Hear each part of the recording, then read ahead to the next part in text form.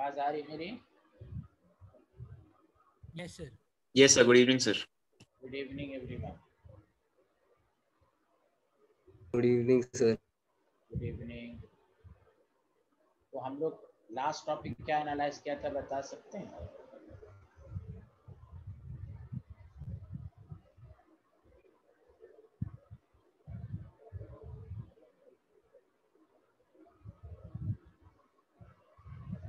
Everyone, last point क्या लिखा था? Vapor pressure of solution after condensation. After condensation. मैंने डायग्राम बना के प्रूव किया था कि during vaporisation mole fraction change होगा, but during condensation mole fraction change नहीं होगा। XA डैश YA के बराबर था और XB डैश YB के बराबर था।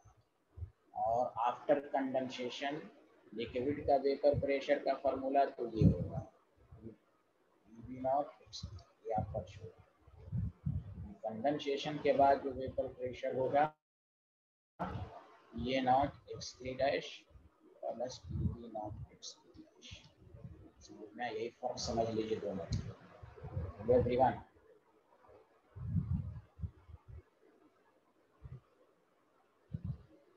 यहीं तक पढ़ाया था ना? Yes, sir. आज हम इस पर एक आध न्यूमेरिकल करेंगे और हम नया टॉपिक सोल्यूशन।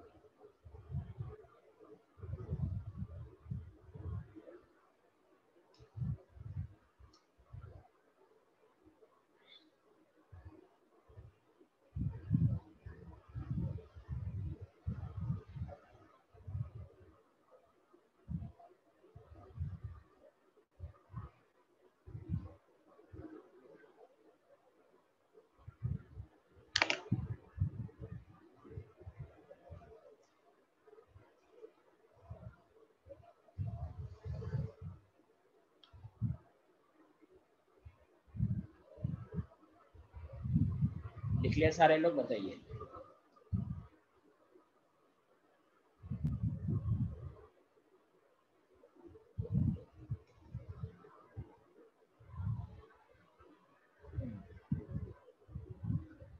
क्वेश्चन तो लिख लिया होगा सारे लोग?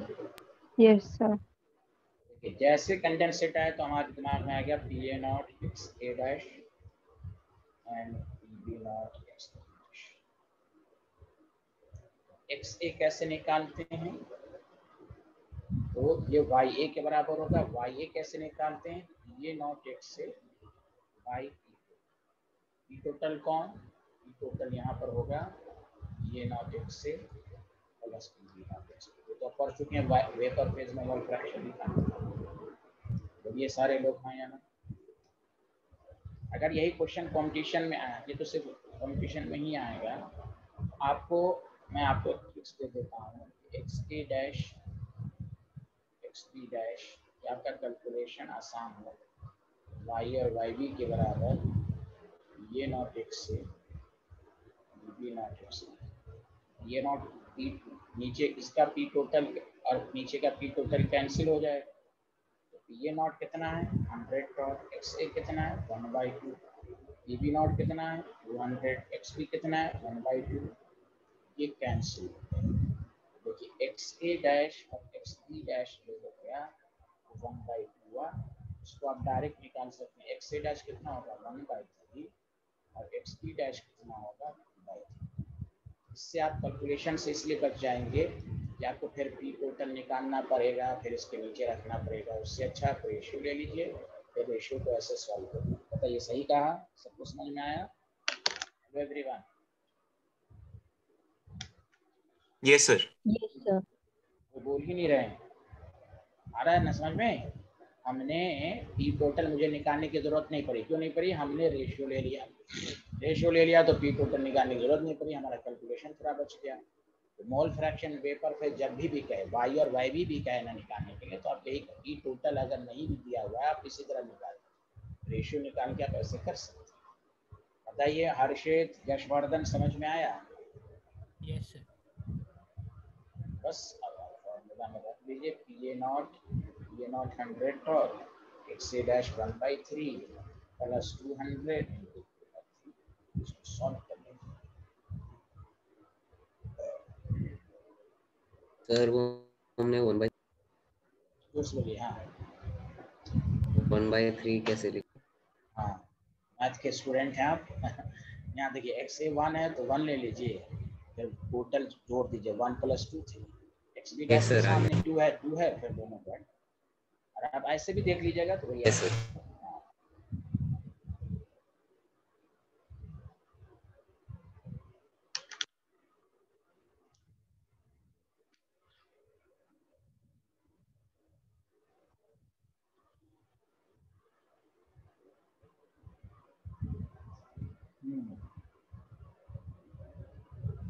ये कंडेंसेट वाला बहुत आसान है। अब देखिए आगे बढ़ें, जल्दी बताइए आप।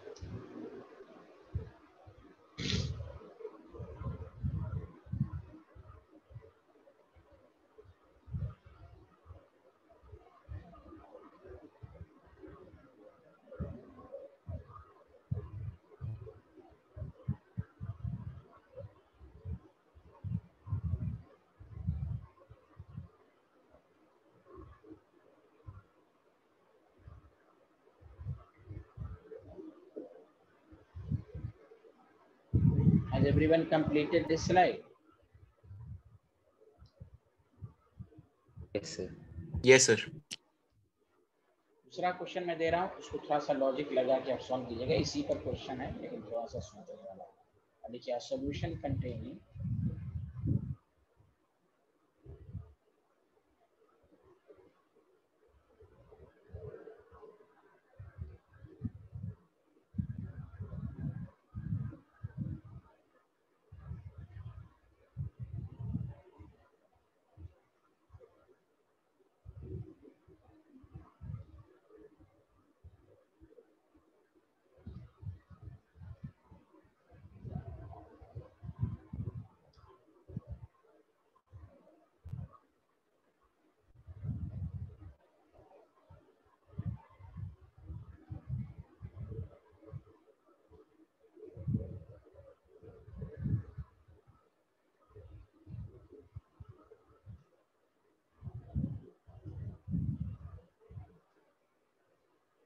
में 2 दफा कंडेंसेशन, लिक्विड से वेपर, वेपर से लिक्विड 1 दफा हो गया।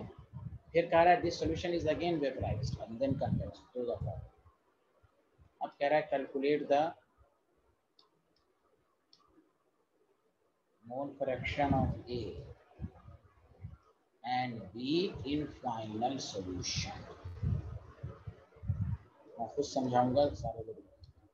ये नॉट आपके पास 100 पावर है, बी नॉट 200 पावर है। ये सब आपको जी एडवांस में ही आएगा। फर्स्ट स्लाइड से दिखा दीजिए।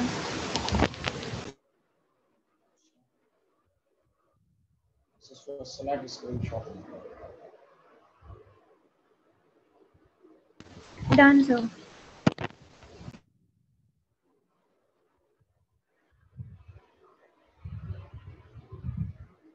Done sir.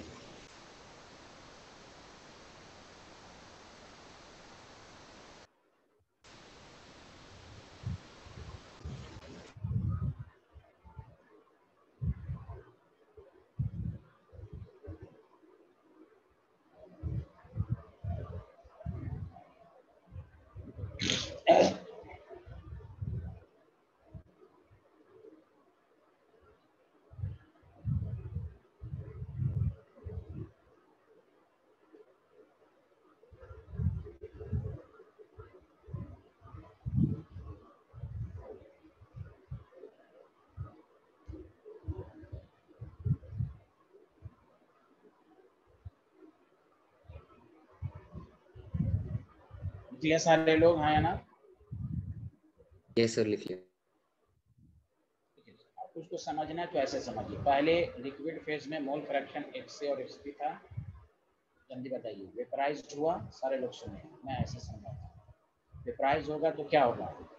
YA और YAB बनेगा, जल्दी बताइए हाँ या ना? Yes sir. फिर ये कंडेंस होगा, जो उस दिन मैंने समझाया था, कंडेंस होगा तो XA डैश और XB डैश बनेगा। ये आपको मैंने बताया। ठीक, ये एक प्रोसेस हुआ, वेपराइज एंड कंडेंस। फिर कह रहा है इसका अगेन वेपराइज। जब इसको अगेन वेपराइज कीजिएगा तो YA डैश YB डैश आएगा। फिर इसको कंडेंस कीजिएगा XA डबल डैश और XB डबल डैश होगा। तो इसी में कह रहा है, इसका पेपर प्रेशर ना करके कह रहा है मोल फ्रैक्शन निकालिए फाइनल सॉल्यूशन। मतलब इस इक्वेशन के जरिए क्वेश्चन की मीनिंग सबको समझ में आई, इसमें आपको निकालनी यस होगा। Yes sir. अब दिमाग लॉजिक लगाइए और से सुनिए। अब यहाँ पर देखिए, what is the relation? YA is equal to XA dash होगा, क्योंकि during condensation mole fraction will remain same, XB dash होगा। बताइए सबको समझ में आया हाँ या ना? ये यस सर। यस। अब बताइए ये XA डबल डैश जो है वो इस YA के बराबर होगा, हाँ या ना? बताइए hello everyone. Yes sir. Yes sir. तोड़ तोड़ के पढ़ेंगे तो अपने आप समझ में आएगा। पहले मैं डिटेल में बताऊंगा, फिर इसका एक शॉर्टकट बता दूंगा। शॉर्टकट्स में 10 ही सेकंड में हो जाएगा। हाँ, खसपेल आ चुके हैं। अच्छा खसपेल, तुम पहला क्वेश्चन कर, तुम शुरू से हो क्या? हाँ चलो ठीक है। Yes sir. सॉरी, हाँ तो यहाँ देखिए ये हो गया आपको। अब ध्यान दें हमें इसको कैसे करना है, पहले डिटेल में समझाते हैं। ये मैंने जानबूझ के आपको लिख दिया कि कोई डाउट ना रहे। हमने अभी सिखाया था कि हम क्या करें, YA और YB का रेशियो लें। YA YB का रेशियो का मतलब PA not XA by PB not XB, P total cancel, 100/200 होगा। क्योंकि ये 1/2 है और ये 1/2 है तो ये कैंसिल हो जाएगा। देखते रहिएगा 1/2। YA और YB का जो रेशियो है बताइए, यही XA डैश और XB डैश का भी रेशियो होगा। बोलिए हाँ सारे में, हर्षित वगैरह सब लोग बोलिए हाँ या यस ना? Sir. Yes sir. Yes sir. Very good. इससे फिर साबित होगा अभी जो पढ़ा, XA dash is equal to 1/3 तो XB dash is equal to 2/3। चलो अब आइए फिर से, पहले यहाँ तक लिखिए तो सारे को, पहले यहाँ तक, फिर शॉर्टकट भी बता देंगे। पहले यहाँ तक ये कंपोजिशन है, ये XA डैश आया इस वाले में, इस वाले कंडेंस पहले वाले में।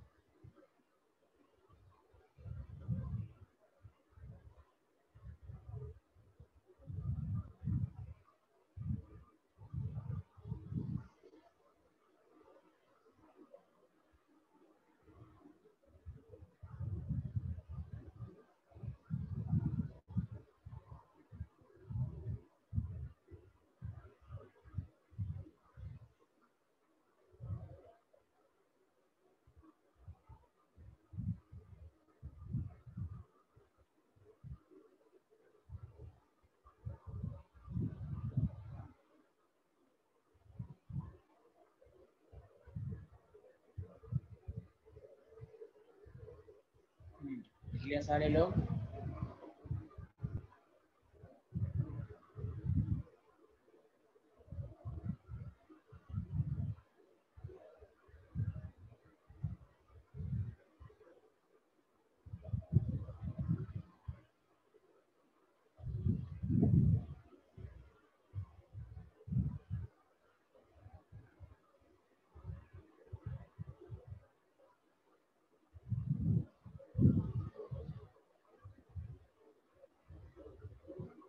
Yes sir.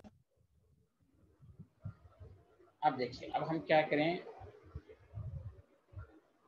वाई ए डैश और वाई बी डैश, सुनिए सारे लोग, इसका वेपर फेज का मोल क्या होगा, तो बस जैसे यहाँ पर आपने निकाला पी ए नॉट एक्स से, उसी तरह यहाँ पर होगा P A not X A dash and P B not X B dash.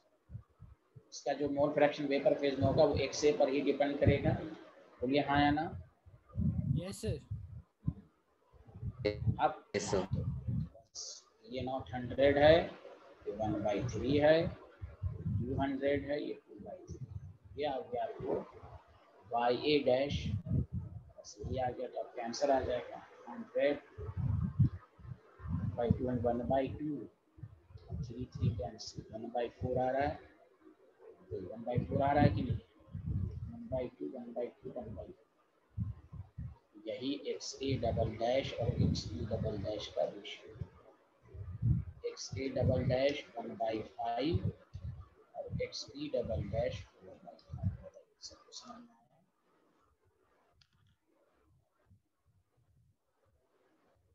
ये हुआ फाइनल मोल फ्रैक्शन।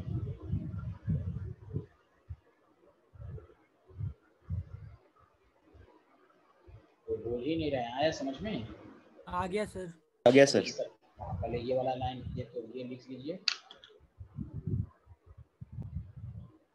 अब इसी को हम 10 सेकंड में कैसे करेंगे,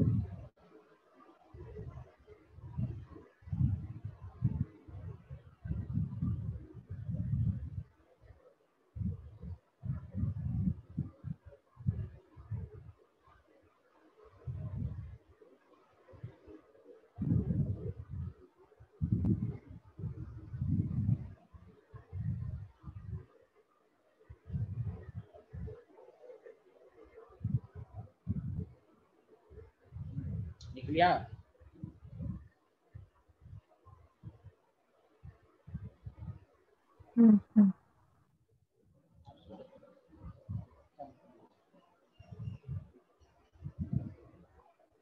आपको अगर लिक्विड से वेपराइज्ड हो और मैंने यूरिया वेपराइज से हो और मान लो this process is repeated n times, mole fraction in of A and B, सारा कुछ दिया रहेगा, A and B in final solution कैसे निकालें। अच्छा, अभी जो आपने 1 मिनट 2 मिनट का टाइम दीजिएगा, थोड़ा सा मैं आपके पास वाई ए डैश जो था, देखिएगा वाई ए और वाई बी डैश जो था वो P A not X A dash and P B not X B dash का रेशियो था कि नहीं, जल्दी बताइए हाँ या ना। Yes sir. Yes sir. ठीक है, तो आपको ये जानना है ये वाई ए और वाई बी को एक्स ए डबल डैश और एक्स बी डबल डैश ले सकते हैं। अच्छा, यहाँ जो था आपके पास एक्स ए, देखिए P A not and P B not को रहने दीजिए, एक्स ए डैश और एक्स बी डैश को हम Y A by Y B लिख सकते हैं, हाँ या ना, जल्दी बताइए। अभी लिखिएगा नहीं कुछ, यस सर। देखते रहिएगा, ठीक नहीं जो मैं डायरेक्ट फार्मूला लिखूंगा ना तो आपको समझ में आएगा। P A not P B not को रहने दीजिए वाई ए और वाई बी का ratio P A not X A by P B not X B आ जाएगा। बोलिए हाँ या ना। Hello, Yes, sir. Yes. देखते रहिएगा। तो X A double dash X B double dash P A not by P B not का whole square into X A by X. मतलब ये कि देखिए 2 दफा कंडेंसेशन हुआ तो P A not P B not पर होल स्क्वायर आया। अगर 3 दफा कंडेंसेशन होगा इक्वेशन हो जाता P A not by P B not का होल क्यूब। ये इस पर तो पावर हमेशा 1 ही रहेगा। 4 दफा होता तो 4 पावर, 5 दफा कंडेंसेशन 5। मैं यही पूछना चाह रहा हूँ, यहाँ तक समझ में आया कि नहीं आया? अरे बोलिए। Yes, sir, आया। Yes, sir. हाँ, जिससे कि नई लाइन आ गई, चाहे X A dash dash dash dash N times पूछे, X B dash dash dash N time पूछे, तो P A not by P B naught पे N into X A by X B, यही डायरेक्ट आंसर आ गया। जैसे अभी के न्यूमेरिकल में जो था 2 दफा कंडेंसेशन था तो 2 दफा इस तरह लिख दिया, तो P A not by P B not का होल स्क्वायर हो गया और X A by X B हो गया। तो 100 बाई 200 का होल स्क्वायर, ये तो एक्स ए और एक्स बी कैंसिल होके एक्स ए 1/2 है, एक्स बी 1 है तो 1 आ गया, 1/4 एक्स ए डबल डैश हो गया 1/5 और एक्स बी डबल डैश हो गया 4/5। बताइए आया सबको समझ में? Hello everyone. Yes, sir. Yes, sir. ये हुआ गोला भरो मेथड, जीबीएम मेथड हुआ। ये कौन सा मेथड हुआ? अरे बोलिए ना। GBM. गोला भरो। हाँ, गोला भरो मेथड आया, गोला भर दिया। गोला समझ, जो पेन को गोल करते ना, सर्किल को। अरे बोलिए ना, तो शॉर्ट ट्रिक्स हो गया Yes, ये sir.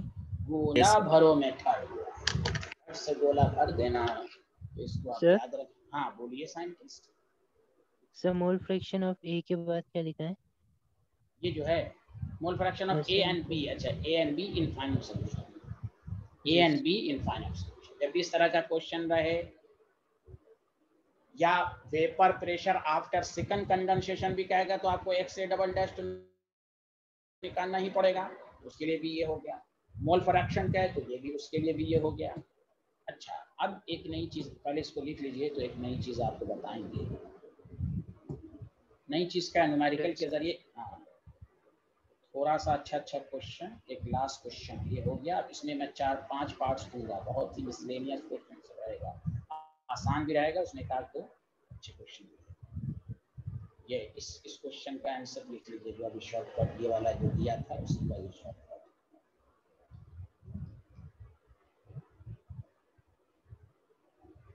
जीबीएम मेथड सबका याद रखना, जीबीएम मेथड शॉर्टकट। चलो, ये सब जी मेंस में नहीं पूछेगा, ये पूछेगा भी तो जी एडवांस में नहीं पूछेगा। चलिए आगे बढ़ें, जल्दी बताइए। Hello everyone. Yes, sir. अब मैं एक न्यूमेरिकल के जरिए रॉल्स लॉ में एक नई चीज मैं समझाना चाह रहा हूँ। बेटा जी उसको सारे लोग बताइए, लिखो। और स्लाइड चेंज करूँ? Yes, sir.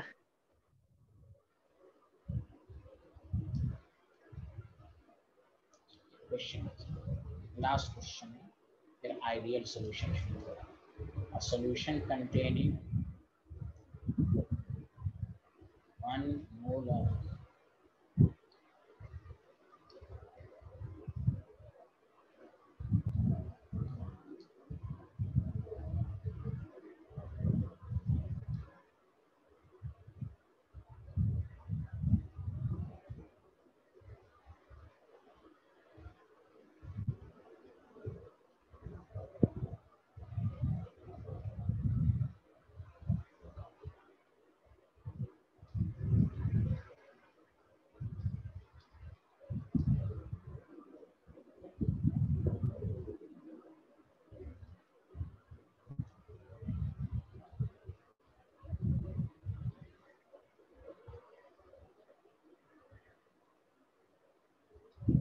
पहला क्वेश्चन तो आप कर ही लीजिएगा। पहला आप लोग जल्दी से बना के दिखाइए। पहला वेपर प्रेशर ऑफ सॉल्यूशन।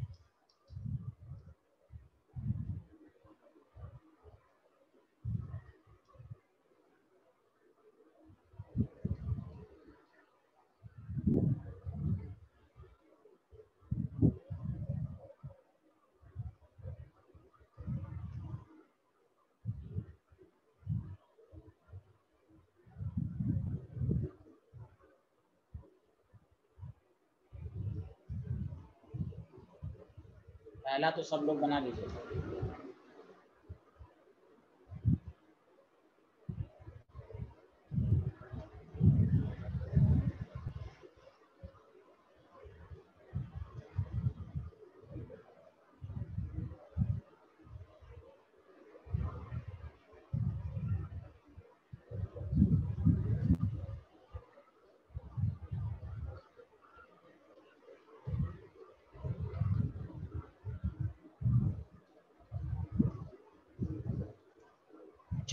चार पार्ट से आपको बहुत क्वेश्चन समझ में आएगा। देखिए, वेपर प्रेशर ऑफ सॉल्यूशन निकालें, वेपर प्रेशर ऑफ सॉल्यूशन निकालें if only one drop of the liquid is vaporised. तीसरा है वेपर प्रेशर ऑफ सॉल्यूशन निकालें last of the liquid is remaining. समझा? ये तीनों पार्ट इस स्लाइड का लिख लिया तो बताइए।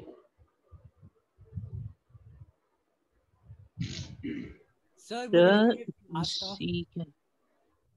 Vapour pressure of solution C का if last drop of liquid is remaining. हाँ हर्षित कुछ कह रहे थे? नहीं सर, मैं यही पूछ रहा था। Last drop of liquid is remaining, ये सब लैंग्वेज सबको पढ़िए, सब मिसलेनियस क्वेश्चन सब है। Last drop of the liquid is remaining. D part ये है one mole of the liquid mixture. एक तो आसान क्वेश्चन सब रहेगा वेपर, मैंने इसलिए पहला क्वेश्चन आसान दिया जो आप तक पढ़ते आ रहे हैं, वेपर प्रेशर ऑफ सॉल्यूशन तो सबसे निकल गया होगा ना। तो पहला पार्ट का answer PS is equal to PA not XA और बताइए PB नॉट X भी हो जाएगा। Hello everyone. Yes, sir. 1/2 900 1/2 50 + 450। ये तो मैंने जानबूझ के दिया कि आपको लगे कि आसान क्वेश्चन भी है। 500 तो आप बनाते आ रहे हैं, सब लोग लिख लीजिए। पहला आसिया, पहला समझ में आया Asiya? Hello. Yes, sir. Very good. अब आइए दूसरा पार्ट। दूसरा पार्ट कह रहा है वेपर प्रेशर ऑफ सिर्फ only one drop of the liquid is vaporised. One drop of the liquid is vaporized.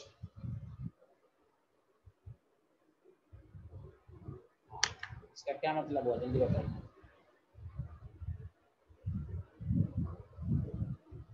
कि जो पहले का आंसर है वही होगा कि ऑलमोस्ट पूरा का पूरा वही ना होगा? वन ड्रॉप से तो कोई फर्क पड़ेगा नहीं।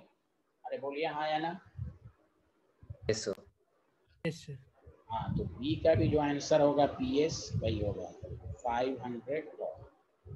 लैंग्वेज को सुनो, आपको कहेगा calculate the vapour pressure solution number 1।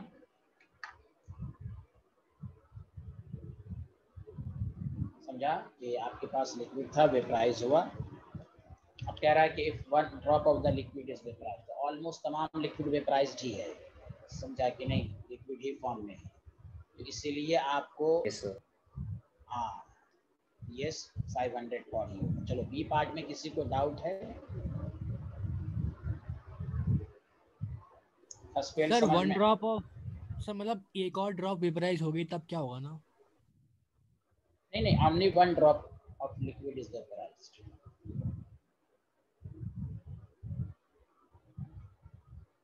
One drop तो वेपर प्रेशर निकाल। पहला लैंग्वेज क्या लिखा हुआ है? मतलब हाँ, तो वेपर प्रेशर सॉल्यूशन। हाँ बोलिए। सर मतलब होने को तो बढ़ेगा ना, पर वो बहुत नेग्लिजिबली बढ़ेगा तो। हाँ नेग्लिजिबल होगा, यस, इसलिए लगभग भाई मैंने ये साइन लगाया है ना। ठीक है, आगे बढ़ें। Yes sir. सी पार्ट देखिए कि vapour pressure last of the liquid is remaining, मतलब ये है कि ऑलमोस्ट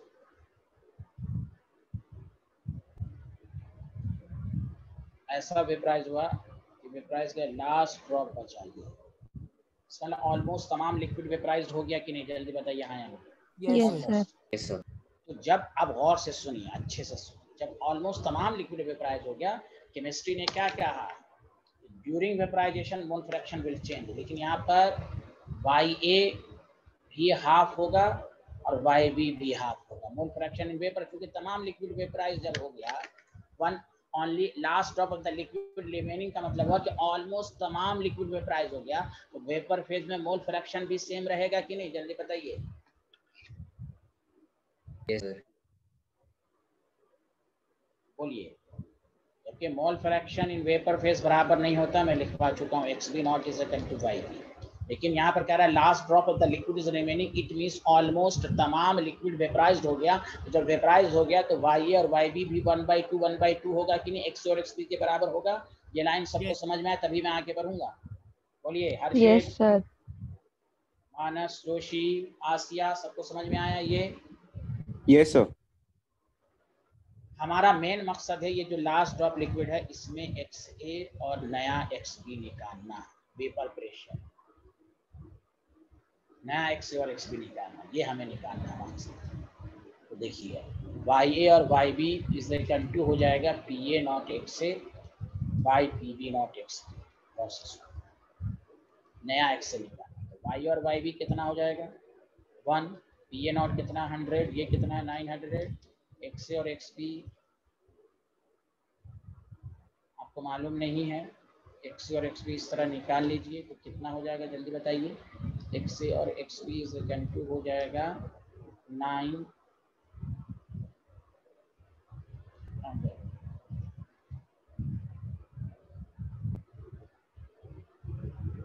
कितना हो जाएगा XA और XB 9/10 और 1/10। नहीं XA और XB कितना 1/9 हो जाएगा ना शायद। Yes sir. XA is equal to कितना हो जाएगा 1/10 और XB कितना हो जाएगा तो XA 9/10। by XB तो 9 होगा। 9 होगा ना ये तो। अच्छा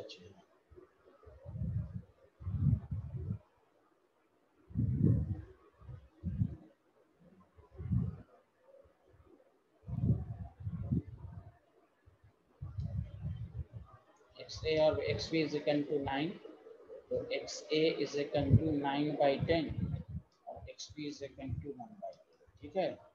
XA इज इक्वल टू 0.9 और XB इक्वल टू 0.1। तो देखो यही नया मोल फ्रैक्शन आया जब 1 drop of the liquid remaining होगा। बस अब इसमें PS निकाल दो, PA नॉट XA तो आपके पास प्लस PB नॉट XB, इसमें जो नया आएगा 100 इंटू 0.9 प्लस 900 इंटू 0.1 कितना हो जाएगा 180 टॉर। देखो पहले था 500 टॉर, अब बताओ कितना बचा 180 टॉर। एनी प्रॉब्लम, फर्क समझ में आया आंसर में? Hello everyone. Yes, sir. Yes, sir. अब इसको 10 दफा घर पर प्रैक्टिस करना है कि the last drop of the liquid is remaining then vapour pressure of the solution निकालिए। उस तरह के न्यूमेरिकल को कैसे करेंगे, तो हमने ये सिखाया। जब इस तरह का क्वेश्चन हो आप बनाते रहिए, मैं अपना बोलता रहूँगा कि जब last drop of the liquid remaining रहे, जिससे ये साबित हुआ कि ऑलमोस्ट लिक्विड वेपराइज्ड है, तो मोल फ्रैक्शन इन वेपर फेज में भी सेम ही रहेगा। उसी तरह जो लिक्विड फेज का मोल फ्रैक्शन है, आप रेशियो निकाल के नया XA और XB निकाल लीजिए। इस लिक्विड ड्रॉप में कुछ ना कुछ XA और XB का कंपोजिशन होगा, इसमें A भी है और B भी है। वो कितना होगा तो 0.9 और 0.1।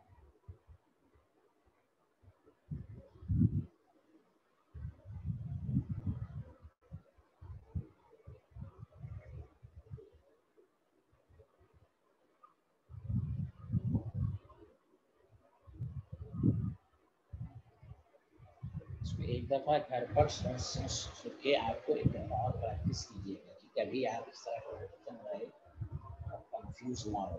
Find the vapour pressure of the solution if last drop of the liquid is remaining.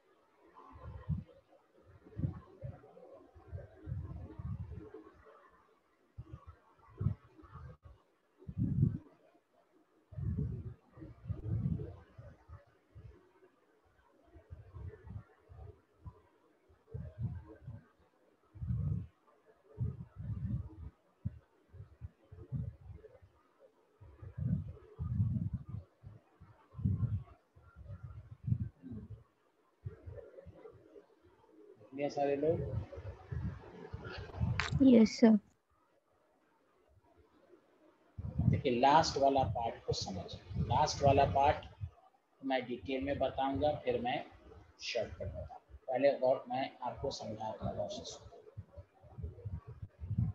इसमें Na भी 1 मोल है। अब सारे लोग देखिए, लिखिएगा नहीं, Nb भी 1 मोल है। अब ये वेपर में चेंज हो, ये वेपर है। सारे लोग देख रहे हैं? सारे लोग बताइए, देख रहे हैं ना? आप सुनिए। Yes. Question correct, calculate the vapour pressure of the solution if 1 mole of the liquid mixture. Liquid mixture का मतलब हुआ कि ए और बी दोनों शामिल है। पहले बताइए टोटल मोल्स कितना है यहाँ पर? 2 मोल। 2 mole. 1 mole of the liquid vaporise का मतलब आपको क्वेश्चन ये भी कह सकता है कि 50% लिक्विड इज वेपराइज्ड। हाँ दिया, इसका मतलब ये भी पूछ सकता है कि 50% लिक्विड इज वेपराइज्ड। 2 मोल हुआ तो 1 mole of the liquid vaporise, तो 50% ही ना वेपराइज्ड हुआ। Hello, Yes, sir. Yes, sir. तो वेपर फेज में भी टोटल मोल्स हो जाएंगे। कितने हो जाएंगे टोटल मोल्स? 1। इसमें आप बच गए 1, बच गए, रिमेनिंग बच गए 1। बोलिए हाँ या ना? Hello everyone. Yes, sir. Yes, sir. Yes. तो हम मान लेते हैं, क्योंकि आप देखिए 1 mole of the liquid mixture vaporise का मतलब ये हुआ कि ए भी है, बी भी। ए कितना, बी के ये नहीं मालूम है। 50% वेपराइज हो रहा है, लेकिन उसमें ए का क्या कंट्रीब्यूशन है तो हम मान लेंगे। तो पहले डिटेल में समझिए। Let n moles of a exist in vapor, यानी वेपराइज exist in vapor। ठीक है भाई, exist in vapor phase। बस ये लाइन गौर से सुनिए। हमने मान लिया कि ये जो 50 टोटल 50% वेपराइज, उसमें n मोल्स जो है ए का है। तो बताइए सारे लोग बताइए, तो YA कितना हो जाएगा वेपर फेज का मोल फ्रैक्शन? n मोल से तो उसके मोल को टोटल मोल्स 1, तो n/1 n ही रहेगा। और जब YA n हो गया तो YB कितना हो जाएगा? n-1 - n हो जाएगा, क्योंकि टोटल मोल फ्रैक्शन 1 होता है। जब इसका Yes. n है तो YB का 1 - n हो जाएगा। पहले बताइए ये लाइन सबको समझ में आया कि Yes, जल्दी sir. बताइए। आसिया, यशवर्धन, खसपेल, मानस जोशी, Yes, sir. हर्षित, ये लाइन सबको समझ में आया? Yes, sir. Yes, Yes, sir. sir. अब लॉजिक लगाइए। जैसे YAN मोल्स हुआ तो बताइए लिक्विड फेज में इसका जो मोल फ्रैक्शन होगा वो 1 - n होगा कि? जल्दी बताइए, लॉजिक लगाइए। जब A का n मोल्स वेपर फेज में है तो A का लिक्विड फेज में मोल फ्रैक्शन कितना होगा? 1/n ही ना होगा? अरे यार अल्लाह, बोलिए ना। Yes, sir. Sir. Yes, sir. Yes, sir. XB कितना हो जाएगा? n 1 - 1 माइनस से कीजिएगा तो इन्हीं ना बचेगा।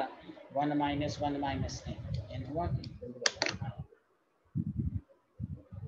देख लीजिए आप। पहले ये 2 लाइन सबको समझ में आया, तभी मैं आगे बढ़ूंगा। जल्दी बताइए।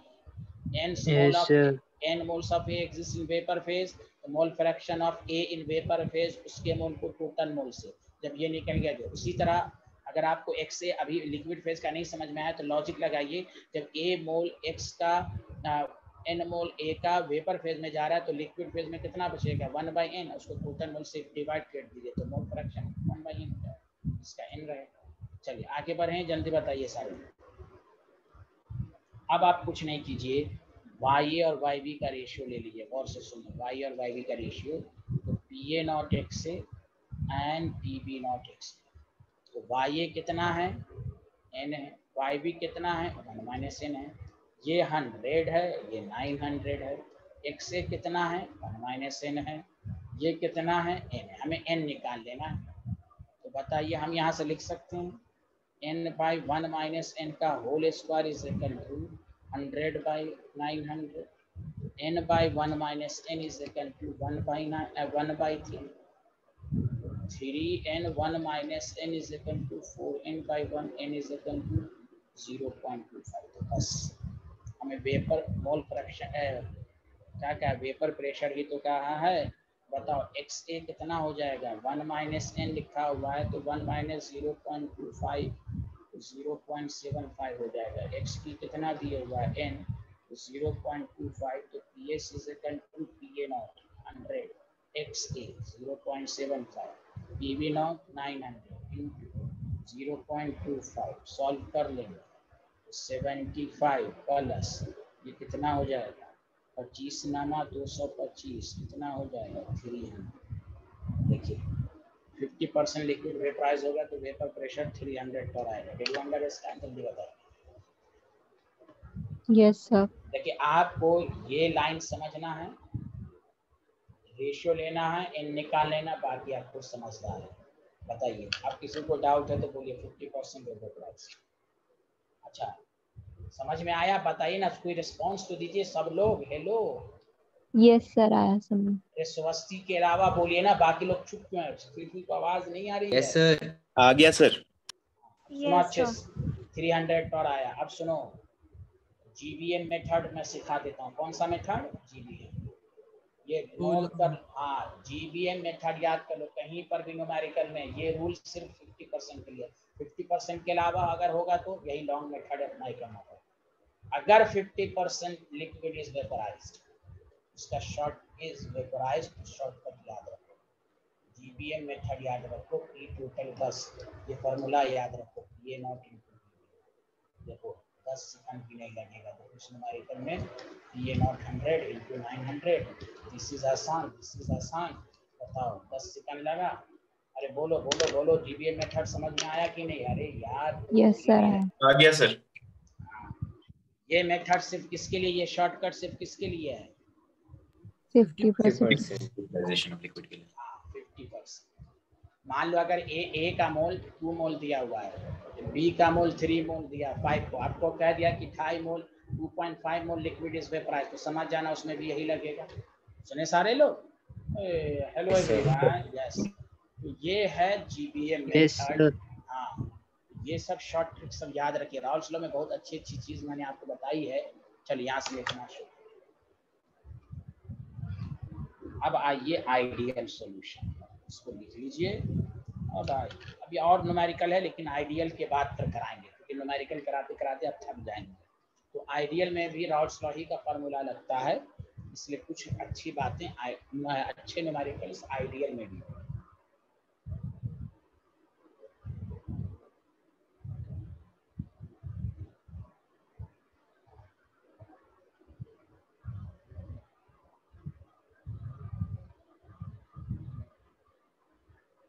ये स्लाइड लिख लीजिएगा तो बताइए। यही सबको आप घर पर प्रैक्टिस कीजिए, लिख लिख कर प्रैक्टिस कीजिए। 50% लिक्विड वेपराइज का क्या मतलब हुआ, last drop of the liquid का क्या मतलब हुआ, ये सब आपको समझना तो मजा आएगा।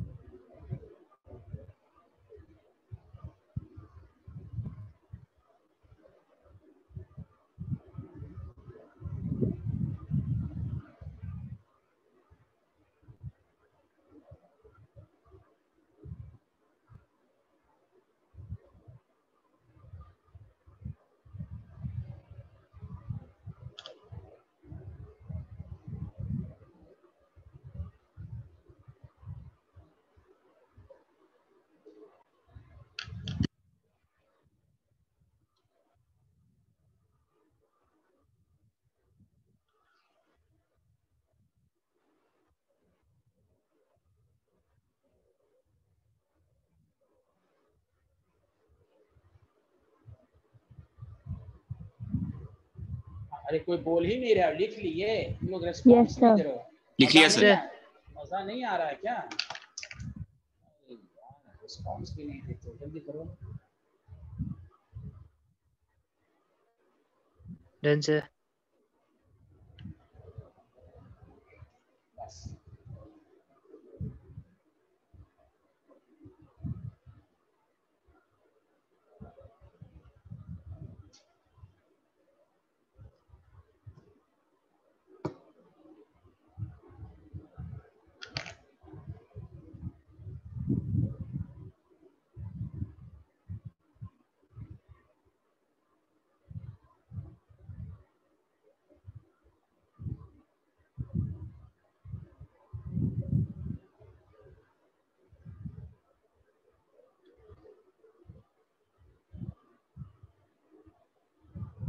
everyone.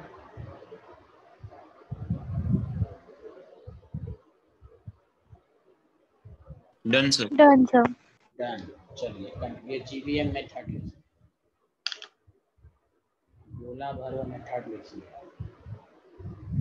कंक्लूजन कि अगर कहीं पर 50% लिक्विड इज वेपोराइज्ड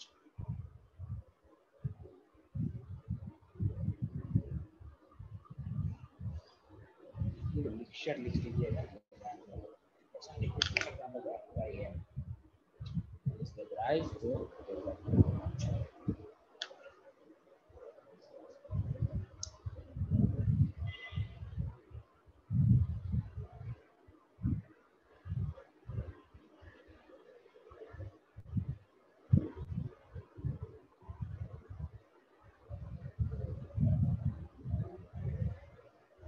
हाँ आगे बढ़े साइंटिस्ट।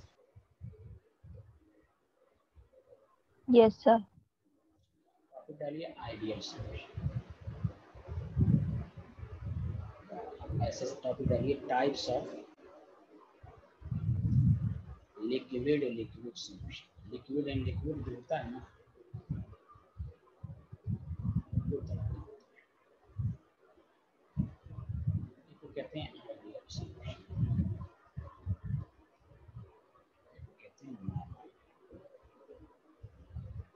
जैसे गैस में भी था आइडियल, उसको ये भी कह सकते हैं रियल सॉल्यूशन।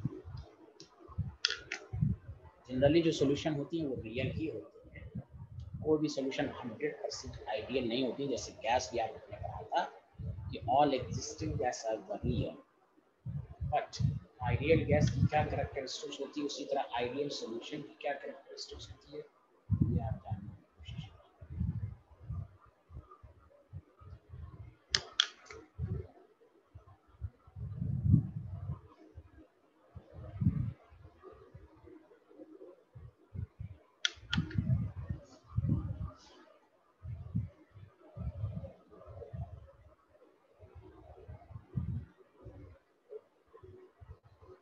लिख लिया? सारे लोगों ने लिख लिया?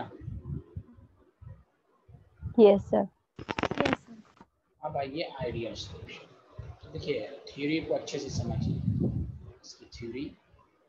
आइडियल सॉल्यूशन की डेफिनेशन बहुत आसान है, केवल आप कहेंगे जो राउल्स लॉ को फॉलो करे उसी को आइडियल। जैसे वहां था ना, आइडियल गैस क्या है, मेरी बात सुनिए, जो गैस लॉस को फॉलो करे।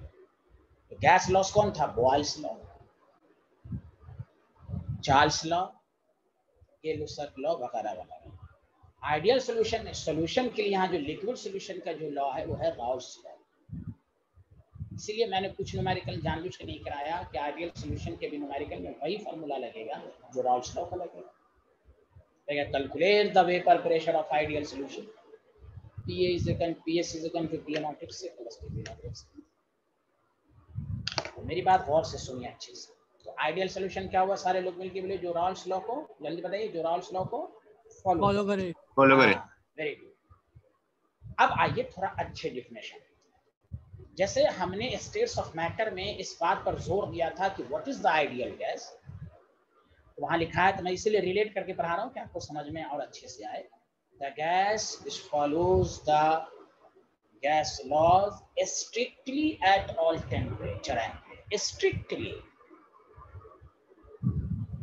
ये याद करने का तरीका है कि गैस, लेकिन अगर ऑब्जेक्ट में दे दे it follows the gas laws at high temperature low, तो फिर स्टूडेंट फंस जाएंगे। तो डिफिनेशन सही है कि भाई हाँ जो गैस लॉस को फॉलो करे उसको आइडियल कहते हैं, लेकिन आपको लिखाया गया है which follows the gas laws strictly at all temperature and pressure।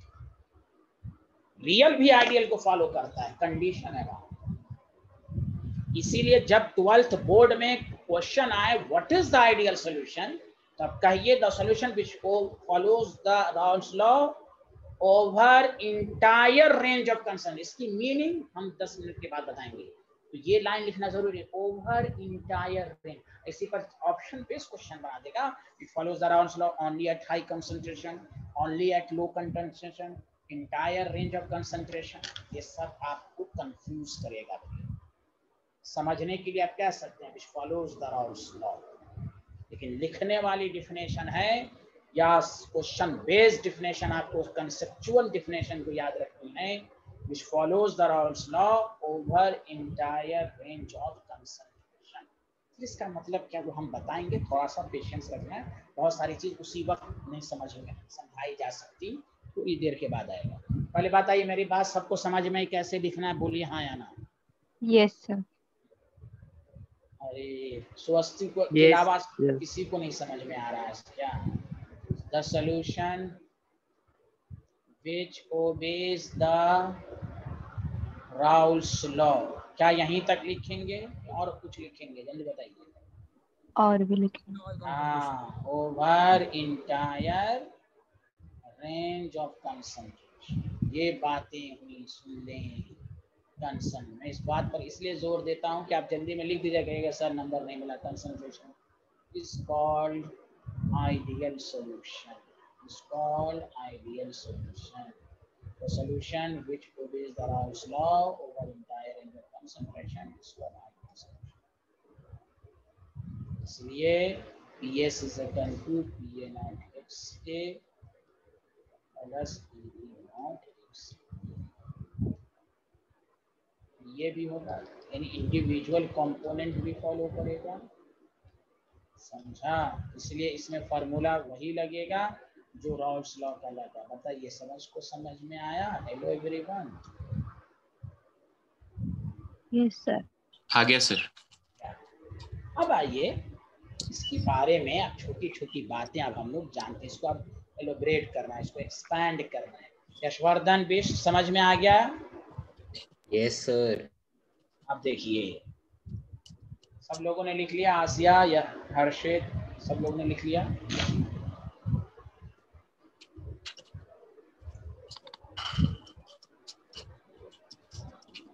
Yes, sir.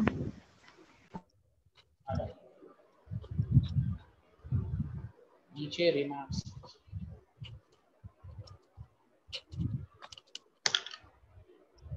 देखिए, राउल्ट्स लॉ, जैसे आपको कोई कहा, और से सुनिएगा अच्छे से। मान लीजिए मैं आपको, ध्यान दीजिए, आइडियल सॉल्यूशन में ये है कि आपको कोई एक होता है, जब भी मैं वर्ड बोलूं कैलकुलेटेड वेपर प्रेशर, मतलब यही हुआ, कैलकुलेटेड का मतलब वही हुआ जो राउल्ट्स लॉ से निकाला है। जैसे आप एक्सपेरिमेंट करते हैं, एक आप कैलकुलेट करते हैं, एक डाटा टीचर के पास होता है, उसको कहते हैं एक्सपेरिमेंटल डाटा। क्या कहते हैं उसको? Experimental data. तो मैं एक मिसाल देता हूं आपको, ध्यान दीजिएगा। अगर एक कंटेनर में, ध्यान दीजिएगा, या कंटेनर ना बना के मैं एक बात कर रहा हूँ, एक क्लोरोफॉर्म ले लिया, एक लिक्विड मैंने, इसको आप सॉल्वेंट समझ लीजिए, कुछ भी समझ लीजिए। क्लोरोफॉर्म है, क्या क्लोरोफॉर्म में कोई हाइड्रोजन बॉन्ड है? जल्दी बताइए, क्लोरोफॉर्म में कोई हाइड्रोजन बॉन्ड है? No sir. नहीं है, ठीक है। ये एसीटोन है, इसमें भी कोई, इसका अपना एक वेपर प्रेशर होगा। मान लीजिए सॉल्वेंट है, ये सॉल्यूट है, सबका अपना अपना वेपर प्रेशर होगा। लिक्विड है तो वोलेटाइल होगा। जैसे ही मिक्स करके सॉल्यूशन बनाया, अब बताइए हाइड्रोजन बॉन्ड बन रहा है? Yes Yes. सर। Yes. अब सॉल्यूशन का इंटरमॉलिक्यूलर, पहले no hydrogen bond, intermolecular force weak था, जैसे बनाया तो सॉल्यूशन का इंटरमॉलिक्यूलर फोर्स स्ट्रांग हो गया, तो वेपर प्रेशर कम हो जाएगा। जल्दी बोलिए हाँ या ना। Yes, sir. Sir. इससे साबित हुआ कि ये राल्स लॉ को फॉलो नहीं कर। राल्स लॉ को फॉलो करने के लिए जरूरी है कि पहले का इंटरमॉलिक्यूलर फोर्स और बाद का इंटरमॉलिक्यूलर फोर्स ऑलमोस्ट 100% तो बराबर नहीं, चुके आइडियल पढ़ रहे हैं, ऑलमोस्ट सिमिलर हो, तभी तो होगा कि जो इसका वे PS इज इक्वल टू, तभी होगा PA not XA plus PB not XB के बराबर। यहाँ तो आपने डाला, पहले इंटरमॉलिक्यूलर कुछ नहीं था, जैसे ही आपने मेजर किया, जैसे मिक्स करके सॉल्यूशन बनाया, तो आपने जब मेजर किया तो भाई उसका वेपर प्रेशर तो कम हो गया। तो experimental vapour pressure is not is equal to the calculated, क्योंकि वेपर प्रेशर कम हो गया, फोर्स ऑफ अट्रैक्शन। लेकिन अगर आप दो सॉल्यूशन को मिक्स करके आप जो दो सॉल्वेंट को मिक्स करके जो आप सॉल्यूशन बनाते हैं, तो अगर पहले का इंटरेक्शन, इसलिए याद रखिए 3 इंटरेक्शन हो गया इसमें। देखिए कैसे होगा, देखिए गौर से सुनो क्यों यहाँ पर है। इसमें 3 इंटरेक्शन, इसको कहेंगे सॉल्वेंट सॉल्वेंट इंटरेक्शन, इसको कहेंगे सॉल्यूट सॉल्यूट। अब हो गया एक, अगर ये सॉल्यूशन, ये इंटरेक्शन पहले का और बाद का ऑलमोस्ट सिमिलर है तब ये आइडियल होगा, तब ये रॉल्स लॉ को फॉलो करेगा। यहीं पर पूरा लेक्चर आप डिपेंड करेगा। ये बात मैं 2-3 दफा बोल रहा हूँ। एक है मिक्सिंग से पहले का interaction, pure component solvent solvent solute solute, यह मिक्सिंग से पहले का इंटरेक्शन। जैसे मिक्स किया तो ये भी इंटरेक्शंस बना। अगर बाद का इंटरेक्शन और पहले का इंटरेक्शन ऑलमोस्ट सिमिलर हो, सर कब समझेंगे? सब आपको आएगा, धीरे धीरे आएगा ना। तो अभी तो कंडीशन समझें कि हम कैसे समझेंगे ये रॉल्स लॉ को फॉलो कर रहा है। ये तो थ्योरेटिकल डेफिनेशन हो गई जो रॉल्स लॉ को फॉलो करे। व्हाट इज द पहचान? तो पहचान यही है कि पहले का इंटरेक्शन और बाद का इंटरेक्शन, मतलब जिसको लैंग्वेज में बोलेंगे, if the solute solute interaction और solvent solvent interaction is almost similar, is similar as that of solute solvent interaction, then it is ideal, then it must follow Raoult's law. आपने, मैंने अभी मिसाल दिया, पहले इंटरेक्शन कुछ और था, मिक्स करके हाइड्रोजन बॉन्ड बन गया, तब ये राउल्ट्स लॉ को नहीं, वेपर प्रेशर कम हो गया। अरे बोलिए ना हाँ या ना। Hello everyone. Yes Yes, sir. Yes, sir. Ideal होने के लिए बताइए पहले का इंटरेक्शन और बाद का इंटरेक्शन क्या होना चाहिए?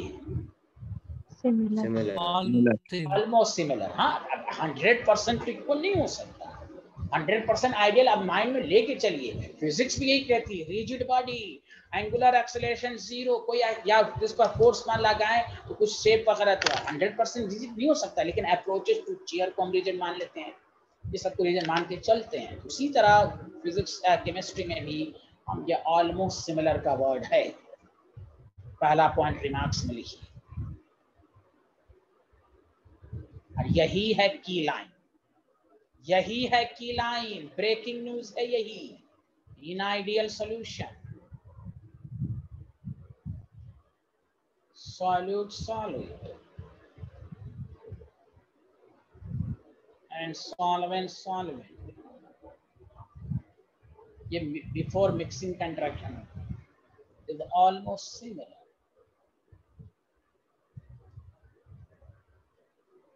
as that of solute solvent interaction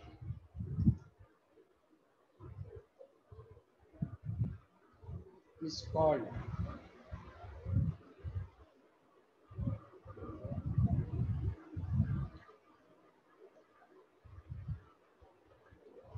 sorry that's almost similar to the solute solvent is called, बस ये पहचान आइडियल को लिखिए, सिमिलर का solute solvent।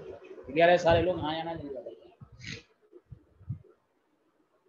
What is the cause of ideal? तो यही लाइन पर पीएचडी कीजिए, मतलब यही हुआ ए या B interaction almost similar to A B interaction. अब और सेकंड पॉइंट रिमार्क्स लिख लिया सारे लोग? हाँ या ना? हेलो एवरीवन, कुछ तो बोलिए। Yes, sir. लिखिए। Yes, sir. अब सुनिए,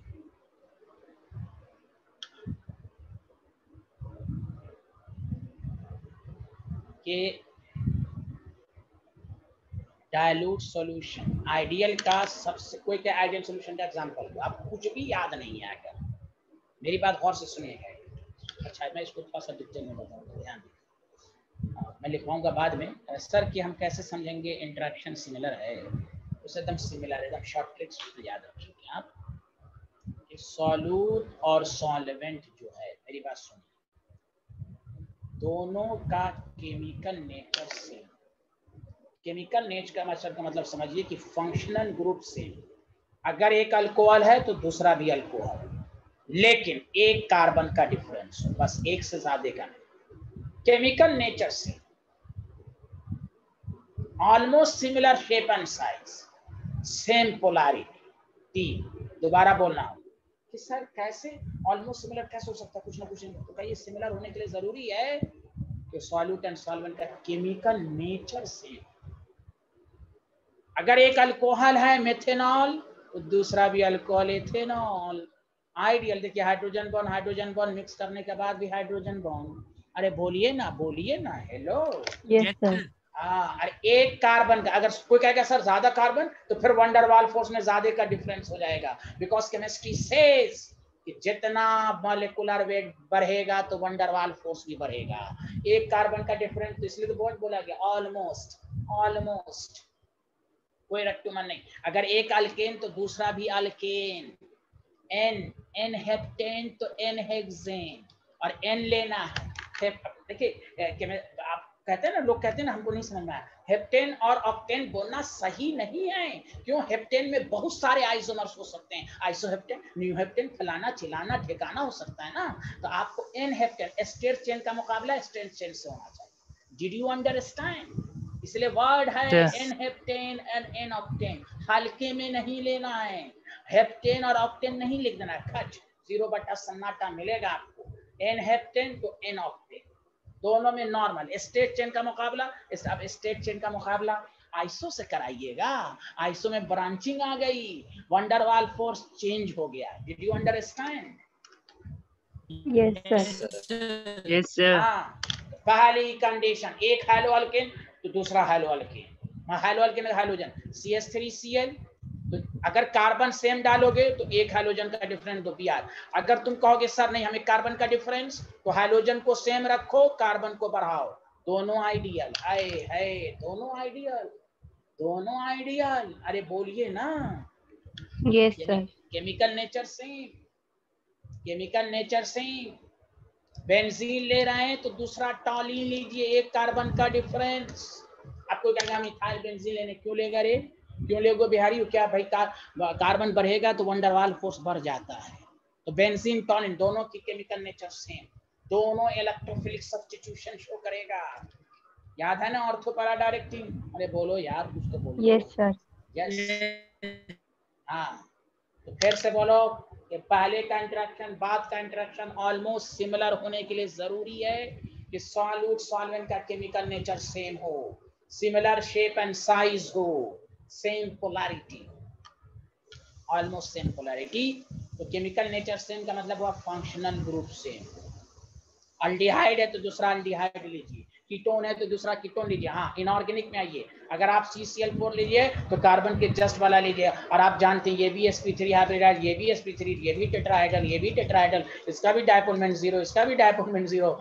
अरे आइडियल हो गया, बोलिए ना।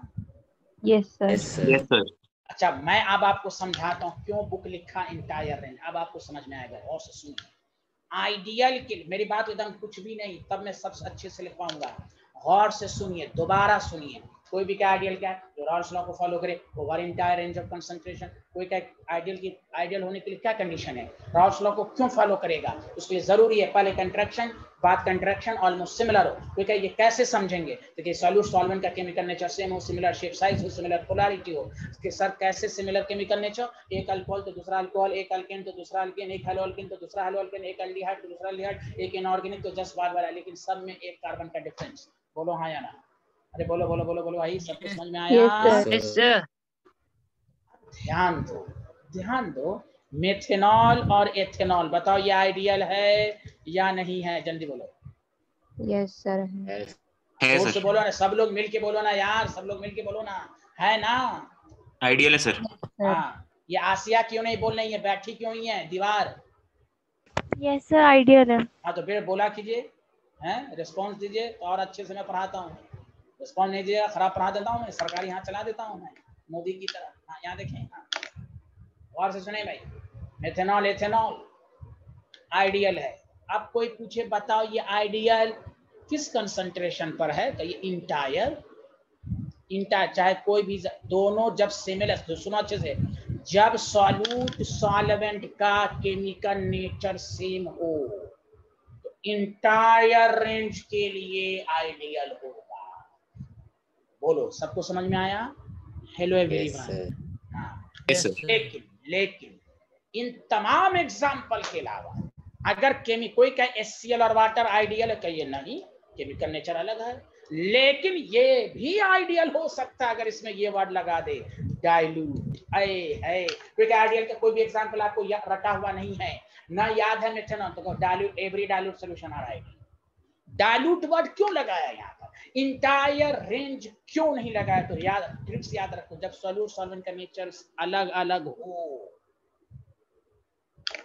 आई कैन रिपीट, जब सॉल्यूट और सॉल्वेंट का नेचर अलग अलग हो तो वो आइडियल हो सकता है डाइल्यूट पर। अब क्यों होगा वो बताएंगे। कोई भी कहे NaCl वाटर आइडियल, ऐसे कोई कहे नहीं आइडियल नहीं केमिकल नेचर, लेकिन कोई डाइल्यूट NaCl की हाँ है, इसीलिए बुक लिखा, why book says entire range. Entire range का मतलब जब दो सॉल्यूट एंड सॉल्वेंट का केमिकल नेचर सेम है, वो हर कंसंट्रेशन पर राउंड्स लॉ को फॉलो करेगा। लेकिन अगर एक सॉलिड डाल दिया एक लिक्विड, सॉलिड और लिक्विड ये भी लिक्विड सॉल्यूशन है, लेकिन टॉपिक का हेडिंग था liquid liquid liquid liquid liquid liquid, जब रहे तो entire range chemical nature same. लेकिन सर अगर सॉलिड और लिक्विड हो जाए तो क्या करेंगे, या सॉल्यूट और सॉल्वेंट का नेचर डिफरेंट होगा तो क्या करेंगे, तो कहिए ये भी आइडियल हो सकता है इंटायर रेंज पर नहीं। किस रेंज पर, लो कंसंट्रेशन पर, डाइल्यूट सॉल्यूशन पर। बोलो आया समझ में? Yes sir. Yes Yes, sir. sir. Yes, sir. आप कोई कहे क्यों, वो हम बताएंगे आपको। तो कोई भी कहे आइडियल का एग्जांपल दो, डाइल्यूट सॉल्यूशन, डाइल्यूट सॉल्यूशन, कोई भी सॉल्यूशन डाइल्यूट होगा वो आइडियल हो जाएगा। उसका रीजन गौर से सुनो। मान लो डाइल्यूट सॉल्यूशन का क्या मतलब होता है बताइए, सॉल्यूट इज लेस। कुछ तो बोलिए, कुछ तो बोलिए, solute is Yes, less. sir. Yes sir. Yes, sir. हाँ, इस चैप्टर में पढ़ेगा सॉल्यूट इज लेस। तो मान लो AA इंटरेक्शन है और BB इंटरेक्शन है, कहा गया ऑलमोस्ट AB है। तो जब सॉल्यूट कम होता है, जब देखो ऐसे समझो, ऐसे समझो, जैसे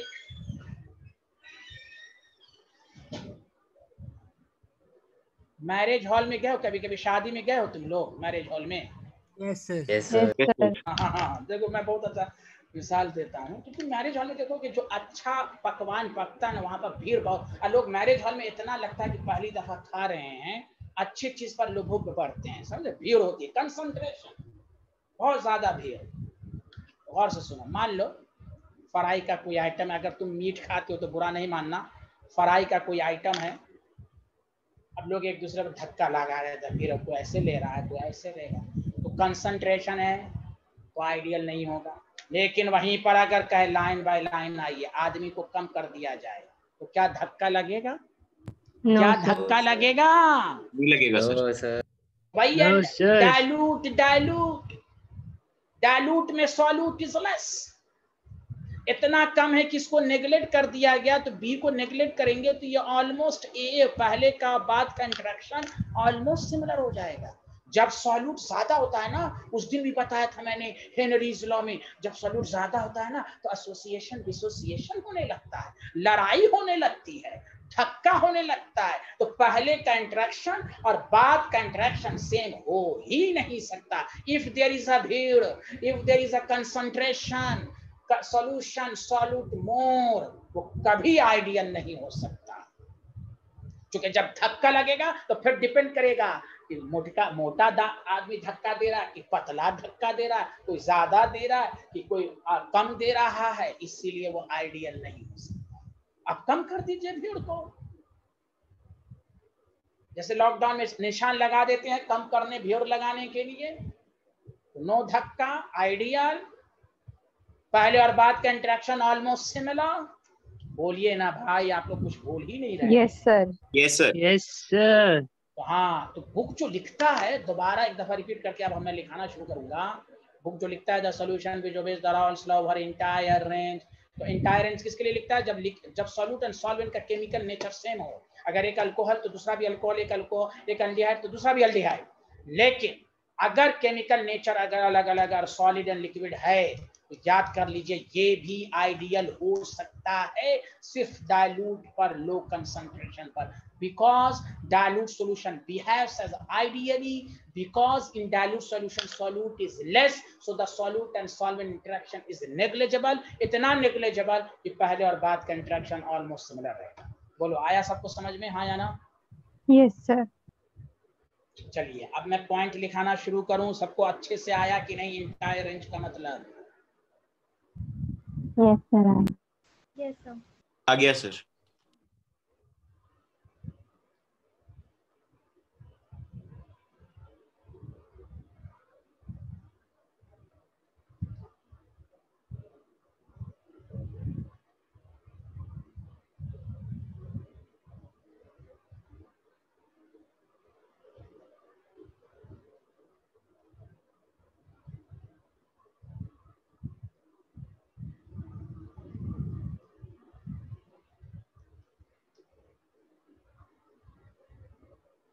हाँ बोर्ड सब में रीजन नहीं पूछेगा वाई डायल्यूट, यहाँ लेकिन ये आपको सिर्फ नॉलेज के लिए बताया जा रहा है, रीजन सब कभी नहीं पूछेगा आपसे।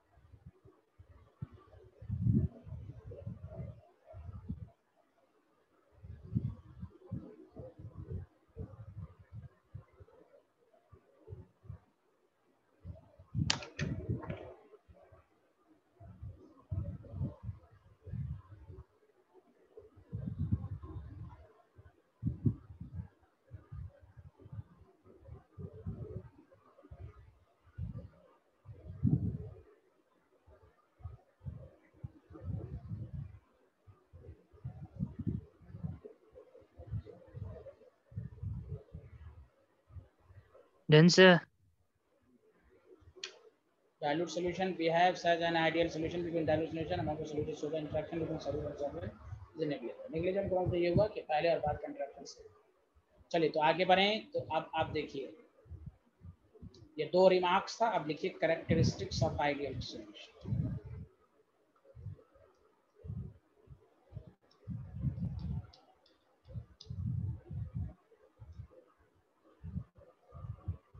अच्छा एक मिनट कैरेक्टरिस्टिक छोड़िए, अब मैं वो लिखवा देता हूँ कंडीशन फॉर आइडियल सॉल्यूशन, और ये इंपॉर्टेंट है condition for forming ideal solution. तब कैरेक्टरिस्टिक्स फॉर्मिंग आइडियल, ये आइडियल सॉल्यूशन बनाने के लिए तो रॉल्स लॉ ही है, तो कैसे समझेंगे? Number 1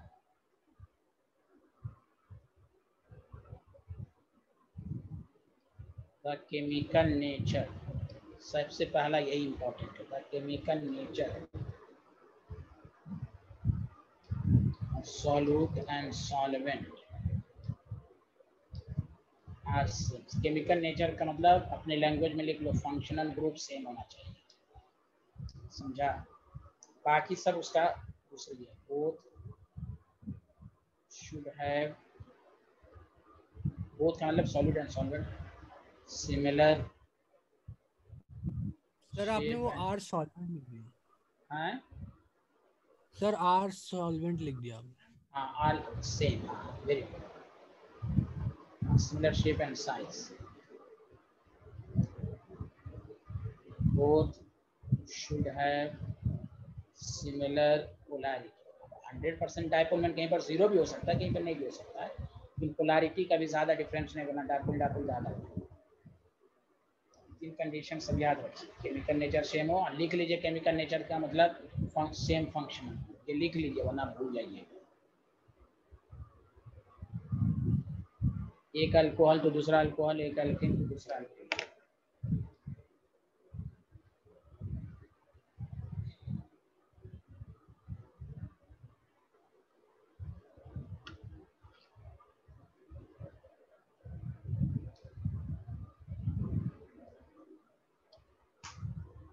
Dear scientist,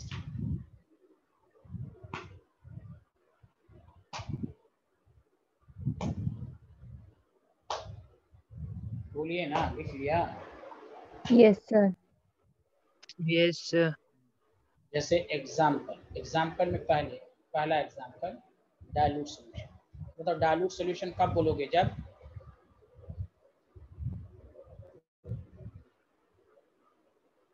nature of solute and solvent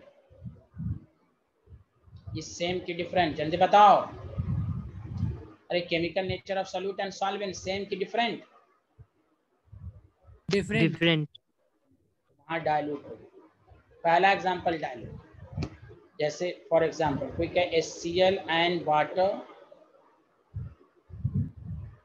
dilute, जब लिख दे तो आइडियल होगा, डाइल्यूट नहीं होगा तो हम आइडियल नहीं कहेंगे।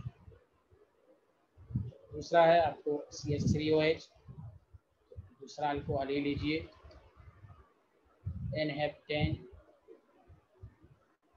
N-हेक्सेन, CCl4, SiCl4, benzene, Touraine, CH3Cl, CH3Br, C2H5Cl, CH3Cl। दोनों कार्बन और हाइड्रोजन दोनों डिफरेंट नहीं दे सकते, तो ये चीज को सेम रखेंगे। समझा? बहुत सारे हैं, बहुत सारे एग्जांपल सब हैं, आपको मैंने फिर से लिखा दिया। Chemical nature same.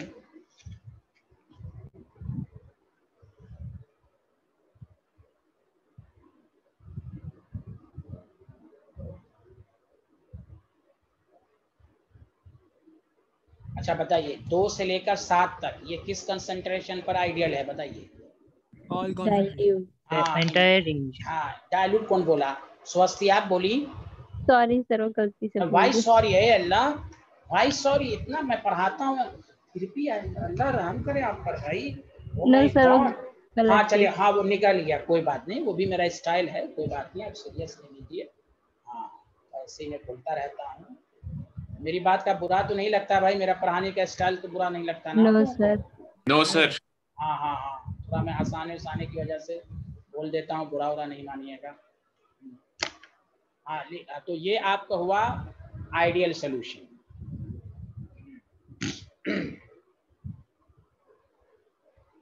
Any problem? बताइए हर्षवर्धन, कोई डाउट है इसमें? No sir. चलिए और ज्यादा बातें नेक्स्ट क्लास में होंगी। अच्छा एक बात मैं आपको कह रहा हूँ, सुन रहे हैं? Yes, sir. आप लोग मैनेजमेंट को कहिए कि सॉलिड स्टेट का एक्स्ट्रा क्लास लगाएं सर, हमें और प्रैक्टिस करना। आप लोग कहिएगा तभी वो लगवाएंगे। सुना? मेरा नाम मत लीजिएगा, मेरा नाम मत लीजिएगा। ओके? Yes, sir. हाँ हाँ, मैं चाह रहा हूँ थोड़ी प्रैक्टिस और कराऊँ। मैं चाह रहा हूँ फर्स्ट सेकेंड में सबका हो अच्छे से। CBSE में 100% का टारगेट रखना, तभी कट छट के 99 आएगा से 95 आएगा। आप नियत कीजिएगा 90 का तो 80 आ जाएगा। सुना? ख्वाब आसमान का रखिए। सुना? हाँ तब इतना आएगा। अरे बोलो ना यार, सब बोलना तुम Yes, लोग, sir. हमें आने में लाएगा। हाँ नियत करोगे 70 का तो आएगा 60। नहीं, नियत करो ऊपर और उसी लिहाज से मेहनत। ठीक है? चलिए।